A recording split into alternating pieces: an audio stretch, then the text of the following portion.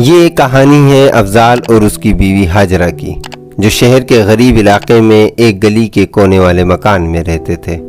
پورے محلے میں زیادہ تر مکان کچے تھے کیونکہ سب لوگ مزدور پیشہ تھے۔ سارا دن کے تھکے مارے لوگ جلدی سو جاتے تو پورا علاقہ اندھیرے میں ڈوبا نظر آتا تھا۔ مگر ان مکانوں میں رہنے والے چند گھرانے ایسے بھی تھے جو دن کے ساتھ ساتھ رات کو بھی محنت مزدوری کے کاموں کی وجہ سے جاگ رہے ہوتے تھے۔ ہاجرہ بھی انہی میں سے ایک تھی۔ سارا دن کام کر کے تھکن سے بے حال ہو رہی تھی، مگر ابھی بھی سلائی کر رہی تھی۔ نیند کی وجہ سے بار بار اس کی آنکھیں بند ہوتی تھیں، مگر جیسے ہی اپنے شوہر افضال کا خیال آتا اس کی نیند اڑ جاتی اور وہ سلائی میں مصروف ہو جاتی تھی۔ اس کا شوہر افضال ابھی بھی گھر نہیں آیا تھا۔ ہاجرہ کی نظریں بار بار دروازے پہ جاتی کہ شاید افضال آ گیا ہو۔ عام طور پر وہ رات 11 بجے تک گھر آ جاتا تھا، مگر اب تو رات کے 12 بج رہے تھے۔ گھر میں جو کچھ بھی تھا بچوں کو کھلا کر ہاجرہ نے سلا دیا تھا، مگر خود وہ افضال کے انتظار میں جاگ رہی تھی۔ افضال کی مالی حالت شروع میں تو اچھی تھی، مگر وقت کے ساتھ ساتھ افضال کی کپڑوں کی دکان، جسے وہ اپنے دوست احمد کے ساتھ چلا رہا تھا، اب نقصان دینے لگی تھی، کیونکہ جس بازار میں ان کی یہ دکان تھی وہاں کپڑوں کی 3 اور دکانیں کھل گئی تھیں۔ کاروبار چلانے کے لیے نئے سے نئے سامان کی ضرورت ہوتی ہے اور سامان کے لیے زیادہ پیسوں کی۔ کیونکہ ان کے پاس پیسوں کی کمی تھی، لہٰذا وہ دکان میں نیا سامان نہ ڈلوا سکے۔ اس کا نتیجہ یہ ہوا کہ ان کے پرانے گاہک بھی نئی دکانوں پر جانے لگے۔ اس وجہ سے کچھ ہی دنوں میں دونوں دوستوں نے مجبور ہو کر دکان اونے پونے داموں بیچ دی اور ملنے والی رقم کو آدھا آدھا آپس میں بانٹ لیا۔ احمد تو اپنے ایک رشتہ دار کے پاس دوسرے شہر چلا گیا اور افضال وہیں ایک دکاندار کے پاس حساب کتاب لکھنے پر ملازم ہو گیا۔ دکان بیچنے پہ جو رقم ملی تھی وہ تو کچھ ہی مہینوں میں ختم ہو گئی تھی، اور جہاں افضال کام کرتا تھا وہاں تنخواہ اس قدر کم تھی کہ مشکل سے گزارا ہوتا تھا۔ یہی وجہ تھی کہ افضال نے اپنے دوستوں کے ساتھ اٹھنا بیٹھنا، باہر ہوٹل پر چائے پینا، شادی بیاہ میں جانا سب چھوڑ دیا تھا، کیونکہ اس کی کم آمدنی اسے ان سب کاموں کی اجازت نہ دیتی تھی۔ ہاجرہ بھی اپنے شوہر کے اور بچوں کے کپڑے خود سینے لگی تھی۔ اس کے علاوہ محلے کے لوگوں کے کپڑے بھی سلنے آ جاتے تھے، جن سے ملنے والے پیسے گھر کے خرچ میں کام آ جاتے تھے۔ افضال تو کبھی قسمت کا شکوہ نہیں کرتا تھا، مگر ہاجرہ اس حال سے کافی پریشان رہتی تھی اور جلد سے جلد حالات ٹھیک ہونے کے لیے دعا گو بھی تھی اور بے قرار بھی۔ 1 بجے دروازے پہ دستک ہوئی اور آواز آئی، ہاجرہ دروازہ کھولو۔ ہاجرہ نے جلدی سے دروازہ کھولا اور پوچھا، کیا ہوا افضال، آج اتنی دیر، خیر تو ہے؟ افضال نے جواب دیا، ہاں بس دیر ہو گئی، بچے سو گئے کیا؟ ہاجرہ نے کہا، 10 بجے تک تمہارا انتظار کرتے کرتے سو گئے، کھانا دوں؟ افضال نے کہا، نہیں، بیٹھو۔ افضال نے ہاجرہ کو بیٹھنے کے لیے کہا اور خود بھی چارپائی پر بیٹھ گیا۔ سیٹھ شکیل نے بلایا تھا۔ ہاجرہ کے چہرے پر سیٹھ شکیل کا نام سن کر رونق آ گئی تھی۔ سیٹھ شکیل مارکیٹ کا سب سے بڑا بزنس مین تھا، روزانہ لاکھوں کا کاروبار کرتا تھا، کروڑ پتی آدمی تھا۔ اس کے شوہر افضال کو سیٹھ نے بلایا تھا تو کچھ نہ کچھ مدد تو کی ہوگی۔ اس خوشخبری کی امید نے ہاجرہ کو خوش کر دیا تھا۔ اب وہ منتظر تھی کہ کب افضال بتائے گا کہ سیٹھ نے کتنی مدد کی۔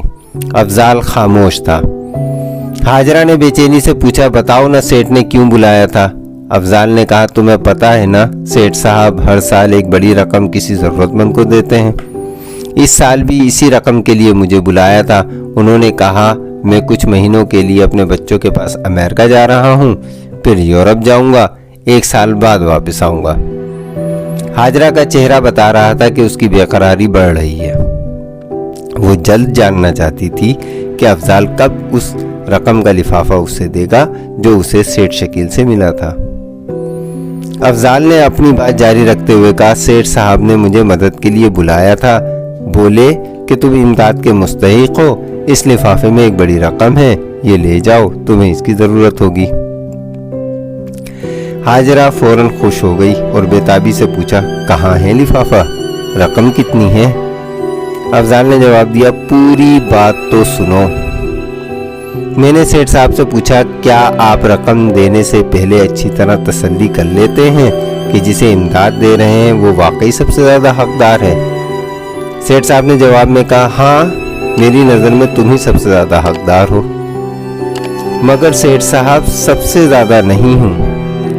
आपने मार्केट में अब्दुल करीम को तो देखा होगा, वो बहुत गरीब है, 5 बच्चों का बाप है, बीवी मरीज़ा है, बड़ी लड़की जवान है, शादी की उम्र है और उसके हालात काफ़ी ख़राब हैं। ये बात सुनकर सेठ साहब ने मुझे कहा, तुम्हारी मर्जी है, जैसा मुनासिब समझो कर लो, ये लिफाफा चाहे तुम रख लो या अब्दुल करीम को दे दो। मैंने सेठ साहब को बता दिया कि ये लिफाफा अब्दुल करीम की अमानत है और मैं उसे देने जा रहा हूँ और अभी इस लिफाफे को मैं उसके घर देकर आया हूँ। हाजरा को ये बात सुनकर सख्त गुस्सा आ गया। अफजाल, तुम्हें अपनी गुर्बत, फटे पुराने कपड़े पहने बच्चों का ख्याल ना आया, आज तुमने घर आई रहमत को ठुकरा दिया। तुमसे बड़ा बेवकूफ़ शख्स मैंने दुनिया में नहीं देखा। अफजाल ने बीवी की तमाम कड़वी बातों को सब्र और तहम्मुल से सुना, किसी बात का जवाब ना दिया, सिर्फ इतना कहा, मेरे ज़मीर ने जो फैसला किया मैंने वही किया, अल्लाह पर भरोसा रखो। हमने अल्लाह के एक बंदे अब्दुल करीम का भला सोचा, अल्लाह पाक हमारा भी भला करेगा।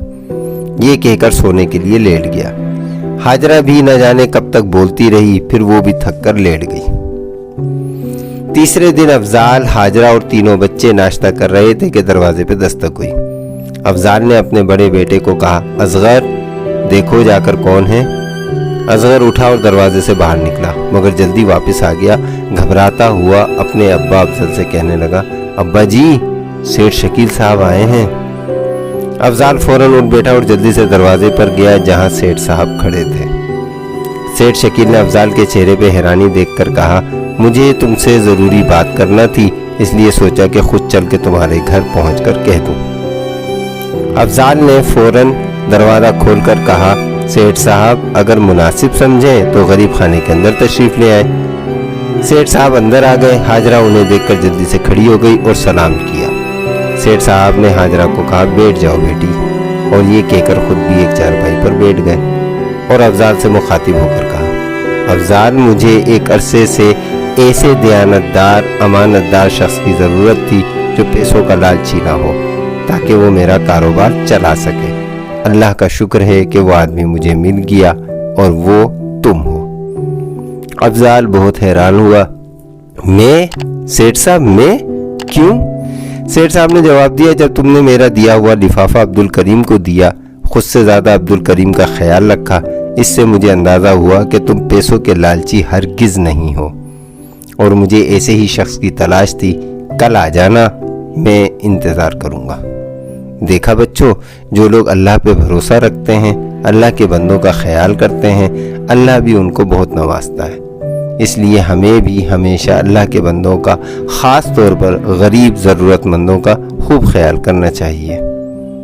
अगर आप इस तरह की और मज़ेदार कहानियाँ सुनना चाहते हैं तो इस वीडियो को लाइक कर दें और चैनल को सब्सक्राइब कर दें।